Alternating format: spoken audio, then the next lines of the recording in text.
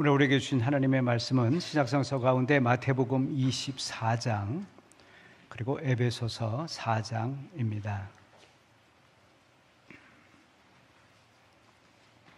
먼저 마태복음 24장 36절부터 39절까지 봉독합니다. 이제 하나님의 말씀에 경청하시길 바랍니다.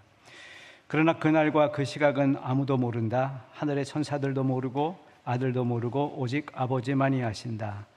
노아의 때와 같이 이 인자가 올 때에도 그러할 것이다. 홍수 이전 시대에 노아가 방주에 들어가는 날까지 사람들은 먹고 마시고 장가가고 시집가며 지냈다. 홍수가 나서 그들을 모두 휩쓸어 가기까지 그들은 아무것도 알지 못하였다. 인자가 올 때도 그러할 것이다. 에베소서 4장 17절부터 봉독합니다. 그러므로 나는 주님 안에서 간곡히 권고합니다. 이제부터 여러분은 이방 사람들이 허망한 생각으로 살아가는 것과 같이 살아가지 마십시오. 그들은 자기들 속에 있는 무지와 자기들의 마음의 완고함 때문에 지각이 어두워지고 하나님의 생명에서 떠나 있습니다. 그들은 수치의 감각을 잃고 자기들의 몸을 방탕에 내맡기고 탐욕을 부리며 모든 더러운 일을 합니다. 그러나 여러분은 그리스도를 그렇게 배우지는 않았습니다. 여러분이 예수 안에 있는 진리대로 그분에 관해서 듣고 또 그분 안에서 가르침을 받았으면 여러분은 지난날의 생활 방식대로 허망한 욕정을 따라 살다가 썩어 없어질 그 옛사람을 벗어버리고 마음의 영을 새롭게 하여 하나님의 형상을 따라 참 의로움과 참 거룩함으로 지으심을 받은 새 사람을 입으십시오. 아멘. 모든 종교나 신앙은 성스러움, 거룩함과 연관이 되어 있습니다. 초월적인 거룩한 어떤 존재를 경험하는 순간부터 신앙이 생겨났고 그 거룩한 존재를 닮아가는 과정, 그 여정, 그것이 곧 신앙의 여정이 되겠습니다. 거룩함의 반대편에는 무엇이 있을까요? 그것은 우리가 흔히 이야기하는 세속성이 있습니다. 세속적이다, 세상적이다 라고 말을 합니다. 세속적이다라고 말을 하면 조금 추상적이긴 하지만 그래도 쉽게 이해가 갑니다. 예를 들면 저 인간 속물이야. 그러면 어떤 거가 세속적이다 이해가 갑니다. 그런데 세상적이다 그러면 조금 어려워집니다. 왜냐하면 세상이란 말에는 부정적인 의미도 있고 또 중립적인 의미도 있습니다. 요한일서 2장에 보면 여러분은 이 세상이나 세상에 있는 것들을 사랑하지 마십시오. 그때 말하는 세상은 예수 그리스도를 대적하는 거룩함에 멀리 떨어져 있는 그러한 세속적인 것을 말합니다. 그러나 요한복음 3장 16절에서 하나님께서 세상을 이처럼 사랑하셔서 그의 외아들 독생자를 주셨다라고 말할 때 그 세상은 하나님께서 창조하시고 하나님께서 구원하시고자 하는 그런 의미의 세상입니다. 이런 혼동, 세속적인 데 대한 그것을 세속 혹은 세상 이렇게 표현하는 데서 오는 혼동을 생겨난 원인이 제가 개인적으로 생각할 때는 성스러움을, 거룩함을 공간이라고 하는 차원에서만 그런 관점에서만 생각하기 때문이 아닐까 그렇게 생각을 합니다. 교회는 성스러운 영역이고 교회 바깥은 세속적인 영역이다. 그때 이 사회를 세상이라고 하고 세속으로 나누어 버립니다. 이런 이분법은 교회를 신성화하는, 교회 자체를 절대화하는 그러한 잘못을 범할 위험이 있습니다. 교회는 여전히 죄인들의 공동체입니다. 우리가 성도인 이유는 죄가 없어서가 아니라 우리가 하나님 앞에서 죄인임을 깨닫고 회개하기 때문입니다. 우리가 죄인의 공동체임을 인정하지 않을 때 우리는 엄청난 잘못을 저지릅니다. 도덕적, 신앙적 위선에 빠지기도 하고 종교를 갖지 않은 사람들에 대한 우월감을 갖기도 합니다. 거룩함을 이처럼 공간적으로만 이해하다 보면 자꾸 교회의 영역 혹은 기독교의 영향력 그런 것을 자꾸 확장하는 데에만 관심을 합니다. 온 나라를 기독교 국가로 만들어야 되겠다. 그래서 심지어 목사님들까지 나서서 정당을 만들고, 그래서 기독교 국가를 만들려고 정치에 관심을 하고, 그래서 사회에 또 다른 해악을 끼치는 일들이 우리 역사 속에 종종 등장하기도 합니다. 이런 잘못에 빠지지 않는 방법 가운데 하나, 그것은 거룩함이라고 하는, 성스러움이라고 하는 관점을 공간과만 관련시키지 말고 시간으로 좀 관련시켜 이해해보면 어떨까? 그것이 오늘 설교의 주제입니다. 말하자면 거룩함과 속된 것을 교회 안과 교회 밖으로 구분하지 않고 시간의 구분을 통해서 이해해 보려고 하는 것입니다. 거룩한 시간, 그리고 세속적 시간입니다. 세속적 시간, 그것은 한마디로 말해서 현세주의적 세계관이 갖고 있는 시간관입니다. 이렇게 생각하죠. 지금 세상이 전부다. 죽으면 그것으로 끝이지 또 뭐가 있냐. 시간의 영원성, 시간의 초월성, 시간의 거룩성을 믿지 않습니다. 그리고 오로지 현세에만 관심하며 살아가는 삶의 태도, 그것이 곧 현세주의입니다.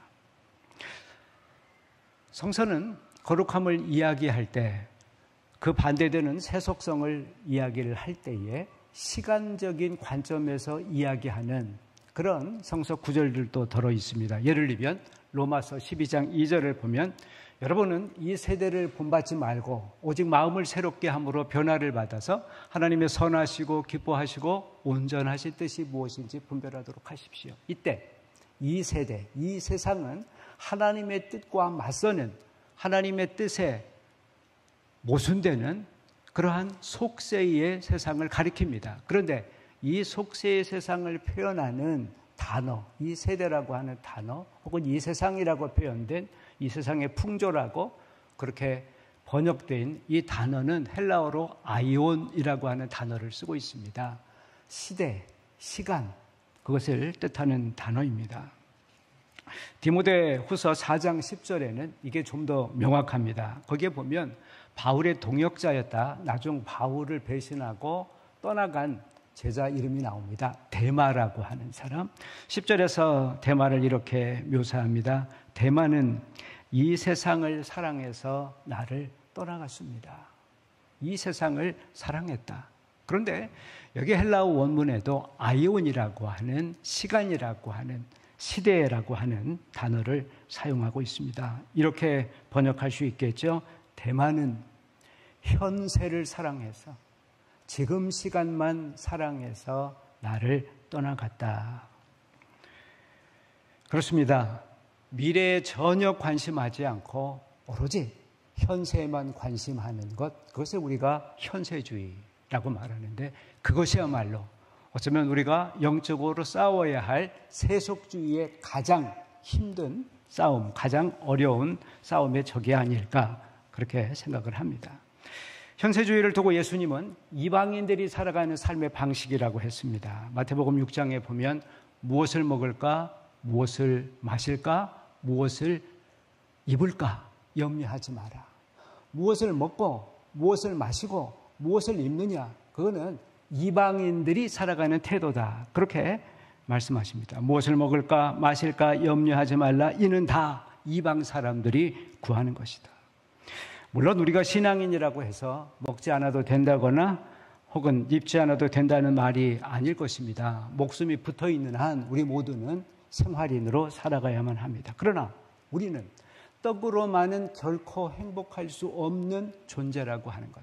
우리는 애시당초 하나님께서 우리를 지으실 때 먹고 마시고 입고 하는 것만으로 절대 충족되지 않는 그러한 영적인 존재라고 하는 것입니다. 그렇기 때문에 이방인과 달리 하나님의 백성은 무엇보다도 우선해서 하나님의 나라와 그의 의를 구해야 합니다.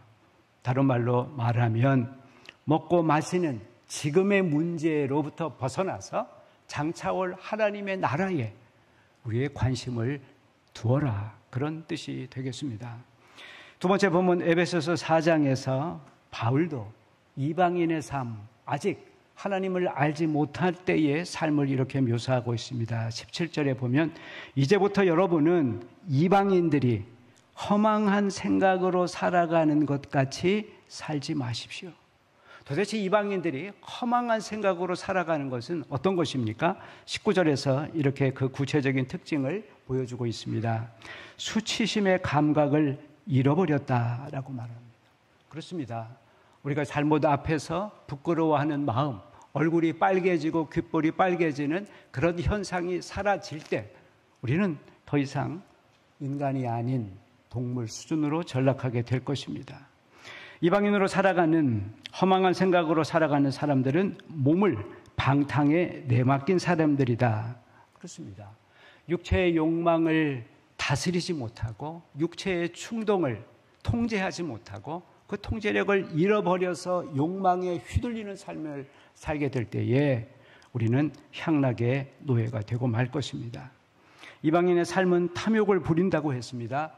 어느 정도 살고 있습니다. 아니, 충분히 잘 살고 있습니다. 그런데 만족하지 못하는 사람, 자족할 수 없는 사람, 그래서 끊임없이 욕망하고 아우성치는 삶, 끊임없이 불만하고 불평하는 삶, 그것이 이방인의 삶입니다. 또한 이방인의 삶을 가리켜서 모든 더러운 일을 한다라고 그렇게 말했습니다. 하나님께서 모든 피조물을 창조하시며 보시기에 아름답다, 참 좋다라고 하는 그 말 속에 우리가 포함되어 있습니다. 가장 아름다운 존재, 모든 피조물 가운데 가장 품위 있는 존재, 우리가 그 품위를 잃어버리게 될 때에 우리는 다른 어떤 것보다 더 부패한 냄새나는 썩은 존재로 전락하고 맙니다. 한국 사회는 우리들이 살아가는 문화는 다른 어떤 사회보다 현세주의적인 경향, 그런 문화가 강한 특징을 갖고 있는 것 같습니다. 아마도 유교의 영향이 아닐까 그렇게 생각을 합니다. 조선 500년 동안 우리들의 의식 깊은 곳에 영향을 주고 우리들을 형성한 그 문화는 바로 유교 문화입니다. 아시는 대로 유교에는 내세론이 없습니다. 죽음 후의 세계에 대한 어떤 이론도 유교에는 나타나지 않습니다. 하루는 그의 공자의 제자가 선생님께 물었습니다. 선생님, 죽으면 어떻게 될까요? 죽으면 무엇일까요? 그때 공자님 이렇게 말씀했다고 하지 않습니까? 삶에 대해서도 알지 못하는데 어떻게 죽음의 문제를 알 수 있겠느냐? 물론 틀린 말이 아닙니다. 우리는 삶을 알지 못합니다. 하물며 삶 이후의 삶을 어찌 알겠습니까? 그러나 이 말 속에 현세, 현실, 이것에 관심하라고 하는 이 말 속에는 내세에 대한 무관심이 나타나 있습니다. 죽음에 대해서 관심하지 않게 되고 그 후의 세계에 대해서 묻지 않는 세계관, 오직 현세만 관심하는 세계관, 거기에는 몇 가지 문제가 있을 수 있습니다. 첫 번째로 허무주의의 유혹입니다. 죽음 후의 세계는 존재하지 않는다, 혹은 죽음으로 모든 게 끝이다 라고 하는 이러한 현세주의에서는 현재 살아있는 동안 우리의 생명조차 무의미하고 허무해집니다. 부끄럽게도 우리나라는 자살률이 OECD 국가 가운데 1위입니다. 여러 가지 원인이 있습니다. 개인의 심리적인 그런 원인으로부터 해서 경제적인, 사회적인 수많은 원인들이 있습니다. 저는 그 가운데 우리가 기억하고 잊지 말아야 할 원인 가운데 하나가 우리 안에, 우리의 문화 가운데 내세에 대한 신념, 내세에 대한 문화, 이 의식이 강하지 않기 때문이라고 생각을 합니다. 내일에 대한 소망을 갖고 있으면 누구나 현실을 견딜 수 있습니다. 그러나 내세를 알지 못하고 내세에 대한 기대를 잃어버리게 되면 금방 급격하게 현실 속에 무너질 수밖에 없습니다. 더 큰 고민이 있습니다. 자살하는 분들 가운데 교회 바깥 사람만이 아니라 기독교인도 비슷한 비율로 자살하고 있다는 통계입니다. 여러분, 우리 기독교 신앙은 예수 그리스도의 부활과 하나님 나라에 대한 소망에 기초해서 생겨난 종교입니다. 부활의 종교, 내세의 종교에서 어떻게 이런 일들이 생겨날 수 있을까?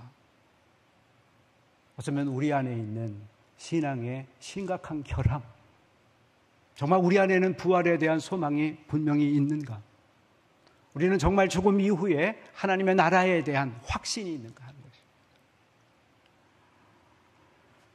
현세주의 세계관은 쾌락주의 유혹도 받습니다. 여러분, 내세를 믿는 종교, 그것을 확고하게 믿는 종교일수록 금욕적인 경향이 강합니다. 죽음 이후에 올 심판, 더 나은 세상을 위한 자기 절제, 수행, 엄격한 훈련, 그거를 당연한 것으로 받아들입니다. 하지만 현세주의에서는 금욕적인 태도는 없습니다. 오히려 반금욕적입니다. 마치 곧비가 풀린 망아지처럼 쾌락의 길로 마구 내달립니다.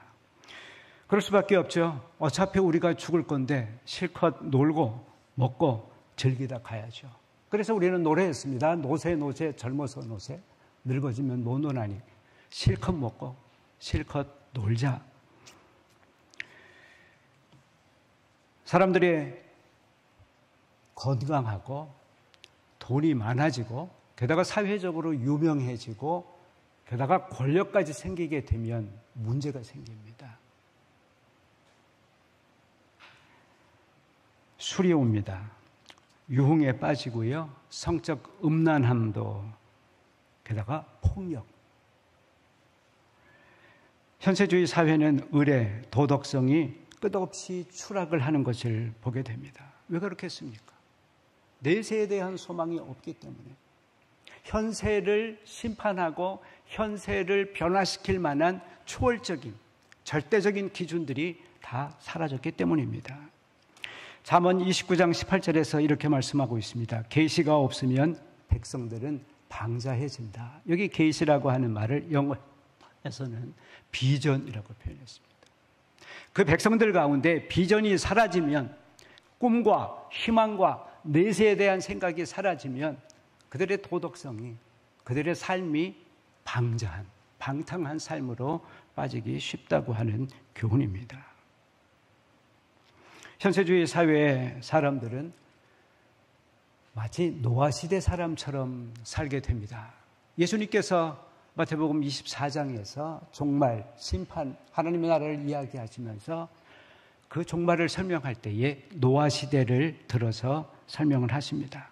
홍수가 오기 전 노아가 방주에 들어가는 그날까지 사람들이 먹고 마시고 장가가고 시집가며 지냈다. 이런 시대를 우리가 살아가고 있습니다. 이런 시대에 어떻게 하면 우리가 노아처럼 살아갈 수 있을까요? 몇 가지 함께 생각을 해보고 싶습니다. 첫 번째로 우리들의 거룩함, 우리들의 신앙의 핵심인 이 거룩함을 공간을 중심으로만 생각했던 것에서 시간 중심으로 조금 변화를 시키고 좀 확장을 하면 좋겠다고 하는 생각입니다. 유대교를 포함을 해서 모든 고대 종교들은 다 공통적으로 공간 중심입니다.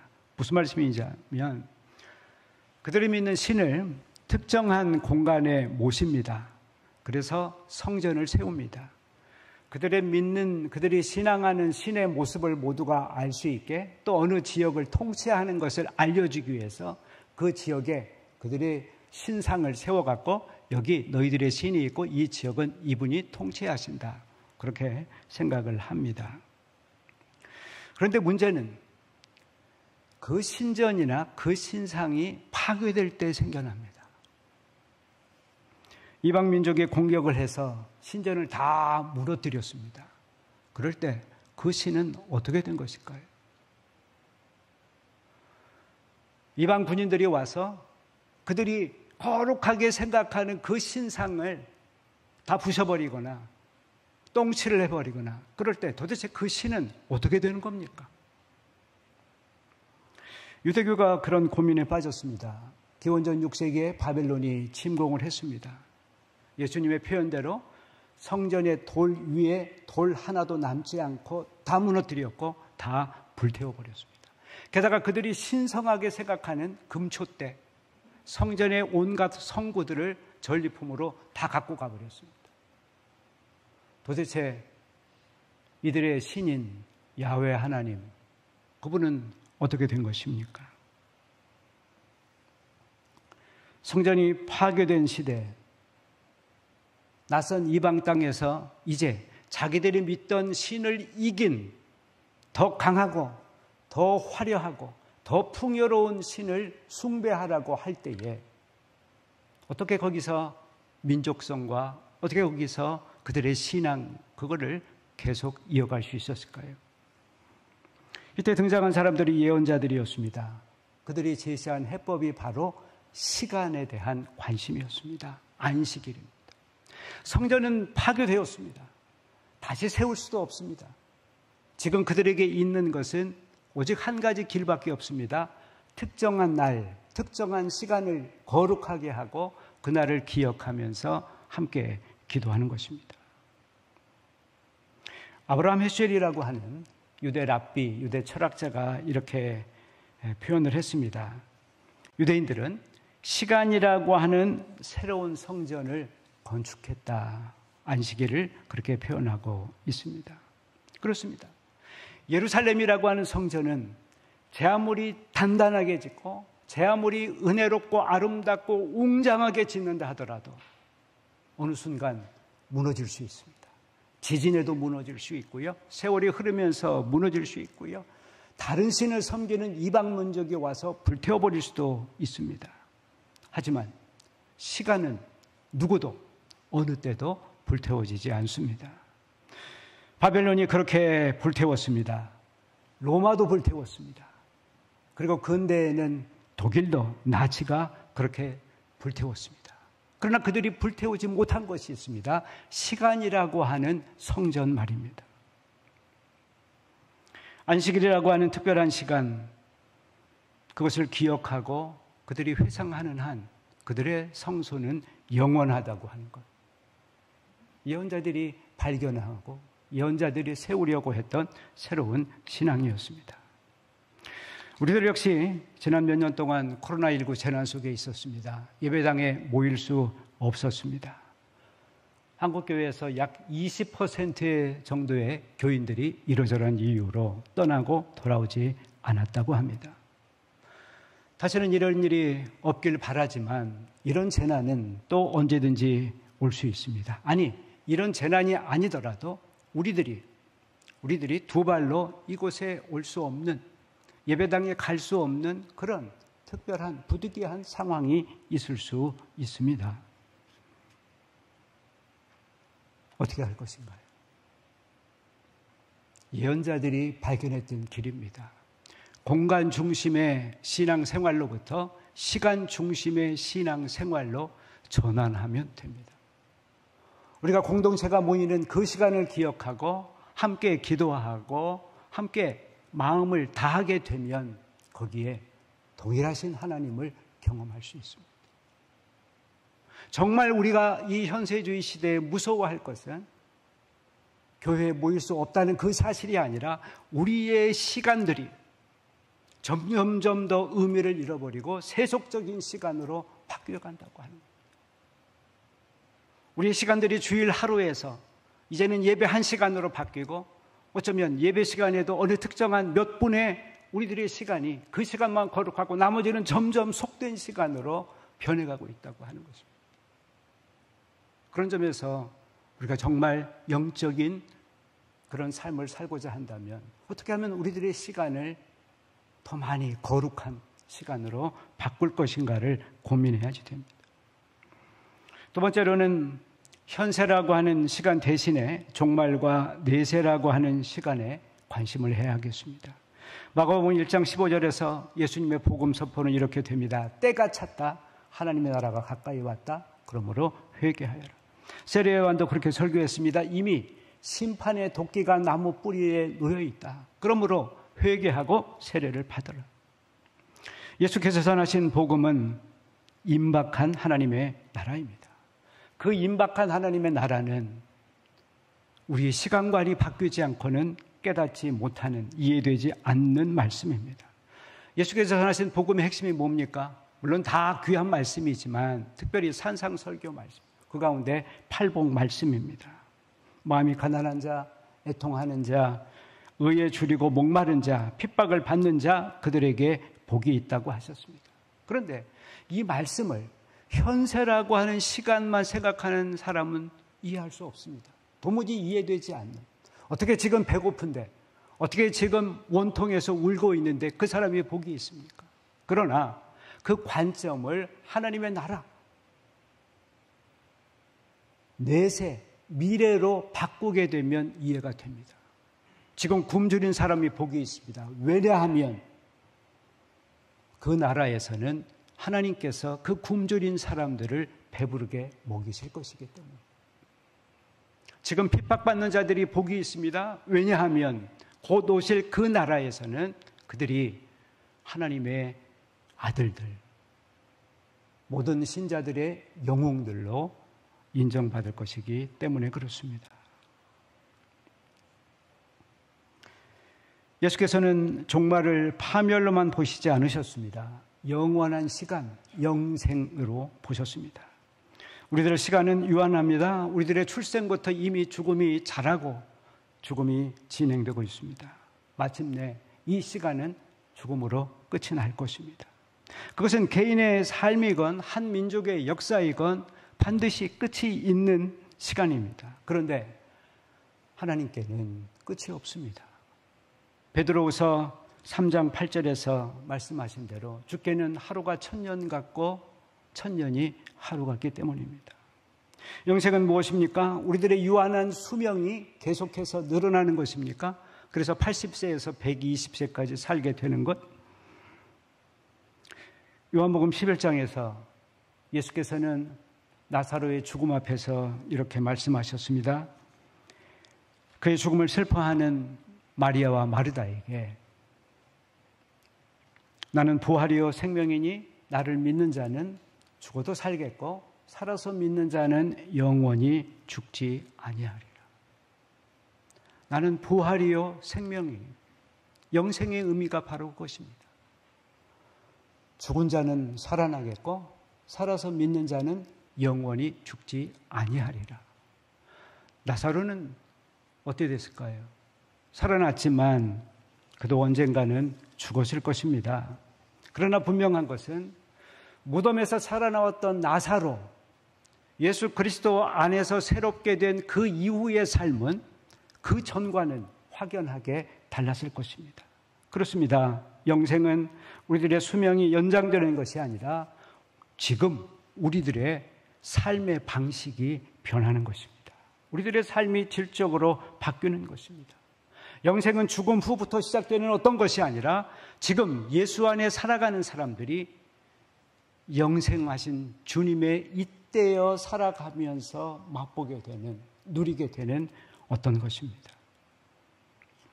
마지막으로 우리는 초대교회가 살았던 시간, 마라나타의 시간을 살아야 하겠습니다.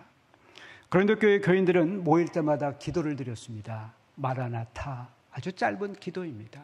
주님 어서 오십시오. 아람어입니다. 주님의 재림을 간구하는 기도였습니다. 마라나타, 그것은 재림을 소망하는 기도이지만 동시에 교우들이 모일 때 함께 나누었던 인사말이기도 했습니다. 마라나타, 힘드시죠? 그러나 견딥시다. 곧 주께서 오십니다. 그들은 그렇게 인사하면서 위로하고 격려하고 지지해서 그들을 붙들어 주었습니다. 마라나타, 이 기도와 인사말이 초대교회가 300년 넘는 박해와 시련을 이기게 한 근본 원인이었습니다. 이 기도를 하면서 그들은 카타콤 지하암 요소의 그 많은 시신들, 그곳에서의 두려움, 죽음에 대한 공포를 이겨낼 수 있었습니다. 이 기도를 통해 그들이 용감하게 순교의 길을 걸어갈 수가 있었습니다. 19세기의 유명한 덴마크 철학자, 신학자입니다. 여러분이 잘 아시는, 이름을 들어보셨을 법한 키에르 케고르. 그는 당시의 서구 기독교를 신랄하게 비판했습니다. 산업혁명을 통해서 세계의 부를 다 가졌습니다. 그 다음에 발전한 무기를 가지고 아시아와 아프리카 대륙들을 정복했습니다. 제국주의 시대, 가장 화려한 예술의 시대, 가장 강성한 나라들로 바뀌었습니다. 기엘케고는 그들을 비난했습니다. 그들이 미래에 대한 소망, 미래에 대한 확신, 그것을 잃어버렸고 어쩌면 미래에 대한 불안 때문에 공간에 대한 욕망이 생겼다고 그렇게 보았습니다. 그는 당시에 기독교를 가리켜서 철새가 텃새가 된 그러한 상황이다, 그렇게 비유를 했습니다. 추운 겨울이 오기 전에 철새들은 남쪽으로 날아갑니다. 그런데 한 무리의 철새가 보니 아주 풍요로운 땅이 있습니다. 곡식들이 널려 있습니다. 그것을 주워 먹으면서 하루 이틀 여러 달이 지났습니다. 그러면서 몸이 뚱뚱해지고 커졌고 날개는 퇴화되었고 더 이상 날 수 없게 된 그때에 추위가 몰려왔습니다. 그것이 서구 기독교가 처한 19세기 가장 화려한 시대에 처했던 비극이라고 키에르케고르는 얘기했습니다. 초대교회 교인들도 자신들의 자아를 철새라고 생각했습니다. 우리는 나그네입니다. 우리는 이 땅에 지나가는 거류민입니다. 우리는 순례자입니다. 현재만 바라보고 현재만 골몰하는 그런 사람들이 아니라 늘 그 눈을 미래와 종말을 쳐다보며 현재를 살아가는 사람들이었습니다. 그렇습니다. 우리 모두 예수님께서 말씀하신 대로 이미 와 있는 하나님의 나라, 그리고 아직 완성되지 않은 다시 오실, 미래에 다시 오실 그 두 시간, 그 사이 시간에 살아가는 사람들입니다. 현재와 미래 사이의 긴장 속에 살아가는 삶, 그것을 가리켜서 우리는 종말론적인 삶이다라고 표현을 합니다. 종말론적 삶, 그것은 시한부 종말론을 의미하는 것이 아니라 미래에 눈을 두고 현재를 해석할 수 있는 그런 삶을 가리킵니다. 이런 종말론적인 삶을 가장 잘 이해하고 또 그렇게 살았던 사람이 저는 여러분이 아는 천상병 시인이라고 생각합니다. 그의 유명한 시 귀천이라고 하는 나 하늘로 돌아가리라, 그 시를 아실 줄 압니다. 나 하늘로 돌아가리라, 아름다운 이 세상 소풍 끝내는 날 가서 아름다웠더라고 말하리라. 돌아갈 확신이 있습니다. 그리고 지금 이 세상을 소풍처럼 즐거워하는 행복한 아이입니다. 그런데 집으로 돌아가는 그 시간은 지금 이 행복보다 더 큰, 정말 좋은 것은 아직 오지 않은 하나님의 품, 하나님의 나라가 있습니다. 사랑하는 교우 여러분, 여러분의 과거의 시간은 감사의 시간이 되시길 바랍니다. 지금 이 시간은 소풍처럼 즐겁게 행복하게 사시길 바랍니다. 그러나 진짜 좋은 것, 아직 여러분 우리가 맛보지 않은 정말로 좋은 것이 있습니다. 곧 오시는 그 나라에 대한 기대와 희망으로 이번 한 주간도 사실 수 있길 바랍니다. 기도하시겠습니다. 은혜로운 주님, 우리들이 시간을 새롭게 볼 수 있는 은혜를 주셔서 감사합니다. 이 귀한 시간들, 이 모든 시간에 주님을 만나게 하시고 주님을 체험하는 복되고 거룩한 시간 되게 해 주시옵소서. 우리 주님 예수 그리스도의 이름으로 기도하였습니다. 아멘.